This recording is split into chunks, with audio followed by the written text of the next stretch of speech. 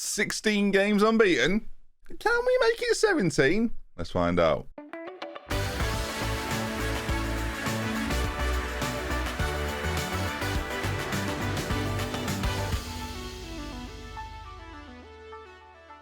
Folks, welcome back to another video on the channel with me, DoctorBenjyFM. Today's episode is action-packed because we've made a big signing.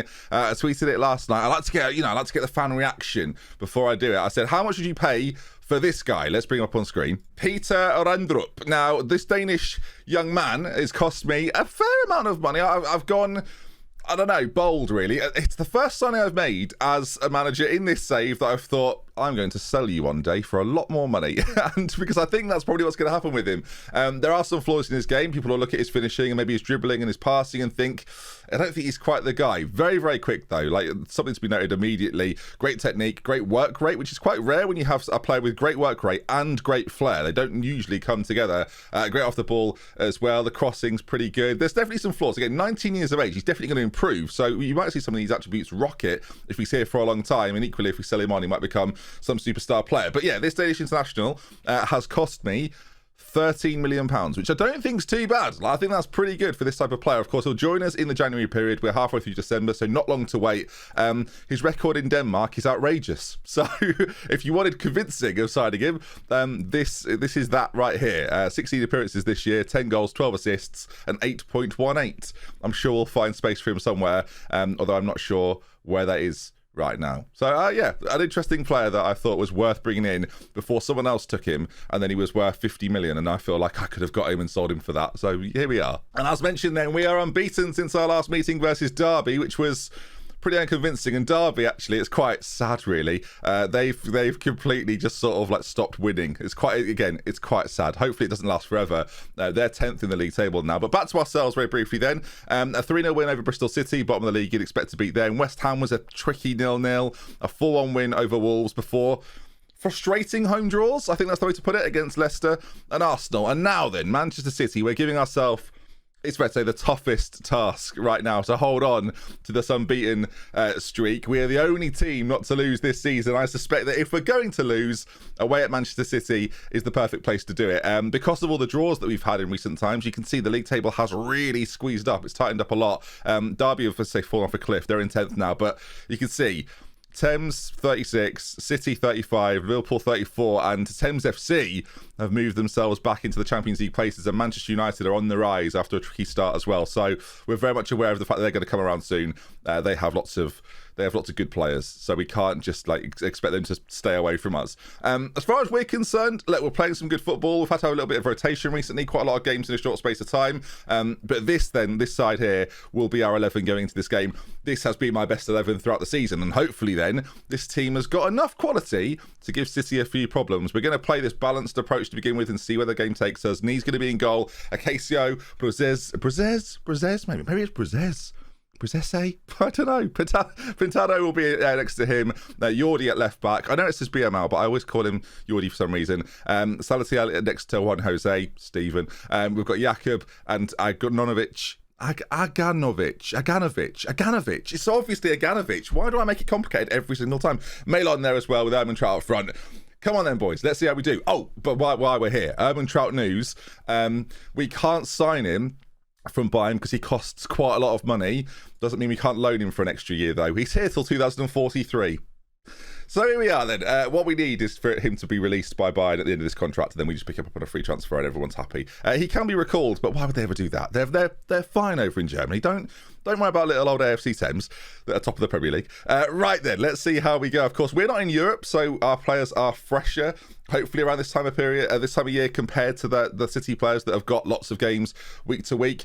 I will say actually about Erman Trout, and this is something to note today, his form has been wavering a little bit, I would say. There's been a few games where he's put in some real rubbish performances, so hopefully we don't get that today, and yeah, he gets his shooting boots on. Here we go then. Manchester City versus AFC Thames. This is a big game. I know it's only one game, much like yesterday. It was a short episode yesterday. Hopefully today's is a little bit longer for your eyes and ears, but here we go then. We know the City side, oh, they're missing their star striker. That's already comforting news. Right, hang on, let me just go and look at City.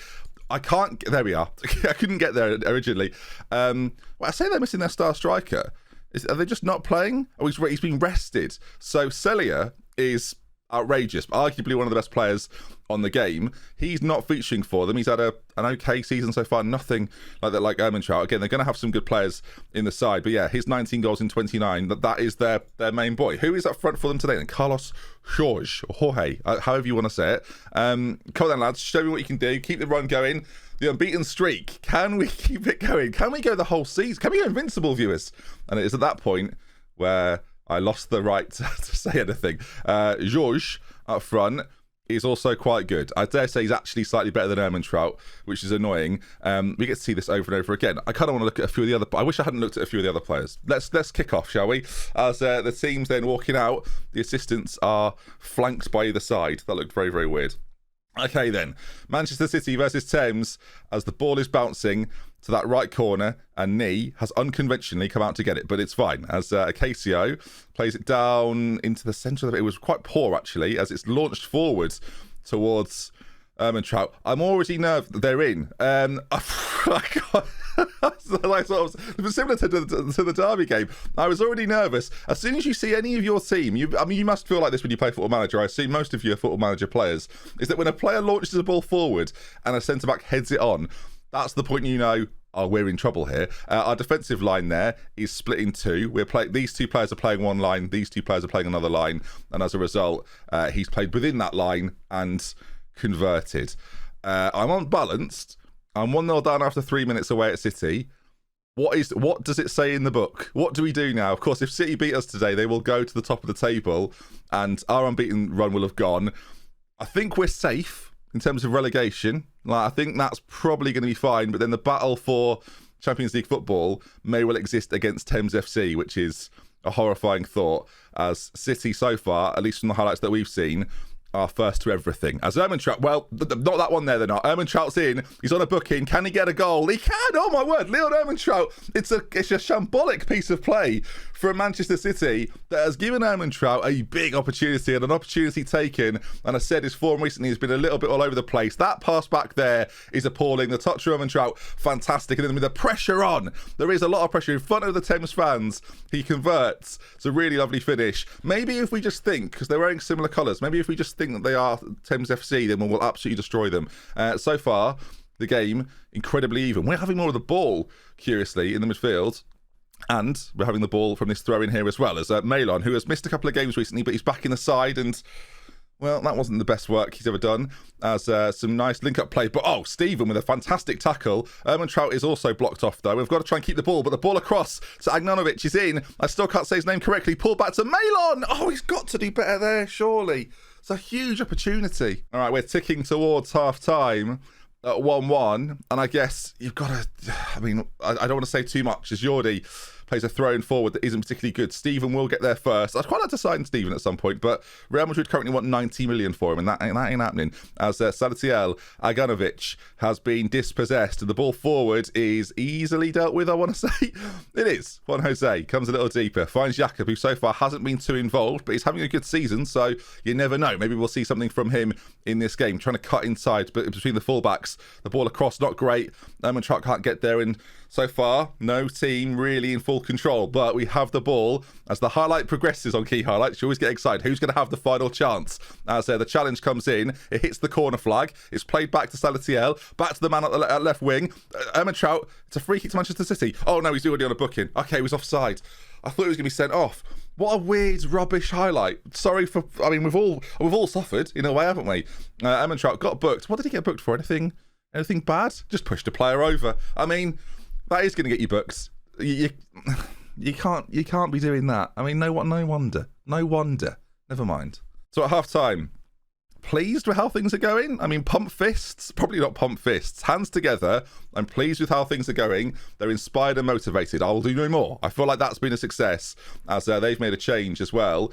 System-wise for them, are they changing anything? We should probably keep an eye on that. Not particularly. They're playing an inside an inverted winger on one side and a winger on the other. Very similar to what we do, with the Mazzala and a deep line playmaker. Again, not too dissimilar from what we do either. So the midfield so far, not really in control, and that's where their change came, interestingly. Again, we're having more possession. Maybe they've brought on someone with a little bit more energy, or maybe someone who's got a little bit better quality on the ball, as they're on this side. And that is one of the stupidest tackles It was a B party. Ben Bellacum, was it? Bellacum? Something like that. Brazil has slid in. He's really remonstrating. He's not happy at all. The referee's gone over to a telly that I think comes from 1994, which has been placed on I can only assume like a pillar, a concrete pillar. I mean, who designed VAR in FM? Like, sorry, I'm not having a go.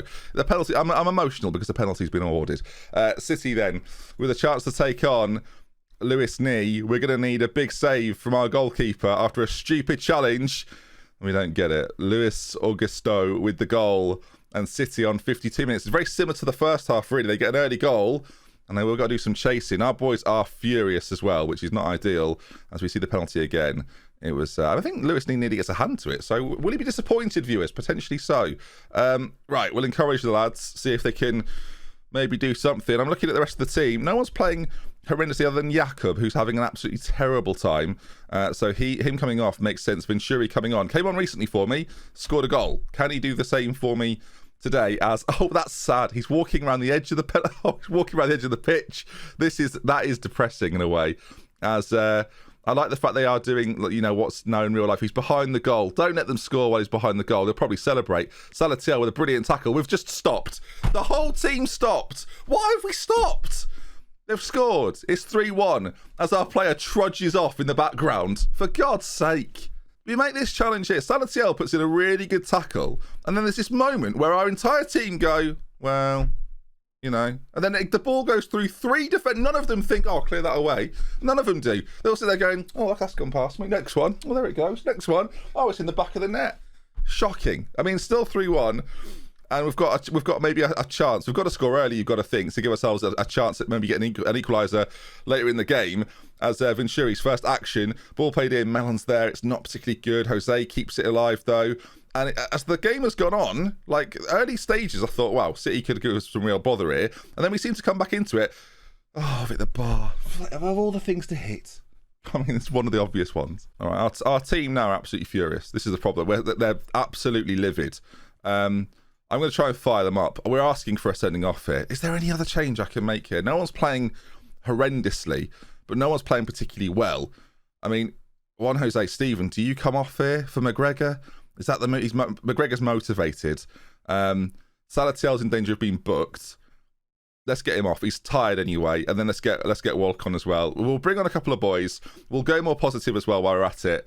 And we'll just see then. Can we try, with 15 minutes to go, wrestle this back? If I'm City now, I just sit back and counter. But I mean, how this game has got away from us. Sure, the penalty is the biggest issue because I can't really account for that. But have we looked like the better side? The stats sort of suggest it's been quite even. So I don't feel like we've been absolutely outdone. Again, I've picked a game against City away from home that I'm expecting to be like the toughest game of the entire season. Maybe this and Anfield, right, are going to be tricky ones. And it just turns out that we have been undone by it. But I don't know, I'm still proud of the season. I guess, what are our expectations at this point? Like, I don't think we're bottling it. Like, I mean, this game's not over yet. I don't think we're bottling it by not winning the league, having finished like in the bottom half. As Walt goes in, it's a great save from the goalkeeper. Should probably score, but here we are. Just Champions League? Is anything... I feel like anything less than Europe is probably disappointing. Champions League feels like if you're top of the league around December, you should probably be hoping for that. But I look at the sides around us. I look at a rising Manchester United. I look at Thames FC. Like, quality-wise, they are better than us. Melon's not had a good game, let's face it. I mean, none of the boys have been particularly good. We're a bit fortunate with the goal. They've had a penalty. I mean, I could overanalyse this, but I think... Well, that's not good. I mean, Team Talk's not gone well. I can overanalyse this, but the reality is for me that we're not as good as they are. And I can't expect to be... And if I was City and Thames rolled up, whether they were top of the league or not, I'd be thinking, well, there's 3 points. So I don't know. It's a bit of a weird one, really. I mean, goal difference-wise, we're still dominant. We're still in the Champions League places by 5 points. Everton, Arsenal, Chelsea and others sort of chasing us. But that's a disappointment because, of course, if you win that game there, you suddenly feel like, well, this is ours now. Like, we're going to do this. We'd have been 4 points clear and living the dream, but it's not to be. Again, comment section, as I've asked for a new stadium. They won't give me a new stadium as we pay out money for whatever. Right, okay. They won't give me a new ground. I don't know why. Like, I think we absolutely should have one. If we want to compete with the very best, we need a stadium. without a rather sizable increase in our fan base. But I'm working on that, aren't I? The fans want this, though. They want a new stadium. The fans are happy with you. We feel that they will be able to cope if we don't grant this request. Look, this is very important. You can ask as much as you like, it's not going to do any good. Well, I'll test that theory. The lack of ambition. What about we reject that notion? After all I've done for this club, we still don't think your request is valid. I mean, I've got one more option. We're going to be left behind by our rivals, and they don't care. I'm not going to threaten them anything. I'm going to accept their decision and walk away, although I feel defeated. And we have been defeated. 16 games. It was a pretty unbelievable run to start the season. It was getting a little bit more rickety when you look at how many draws there were in the first part of the season, and then what was sort of happening beyond. This did feel like it was coming. Of course, the big issue for us now is don't let this continue. Don't let us lose to Sheffield United and then struggle against a good Liverpool side and Chelsea, Everton. We'll probably come back, I reckon, end of January period. We'll see how the new boys got on, of course, from Denmark, and we'll probably play Manchester United and Nottingham Forest over the weekend. Thank you for watching. If you enjoyed today's video, do leave a like on it. Thank you for having me back. Appreciate the love on yesterday. And yeah, it's a Diego atmosphere. I only wear clothes that I've made. See you soon, everybody. Goodbye. We've lost. Well, you know, no pressure anymore, right?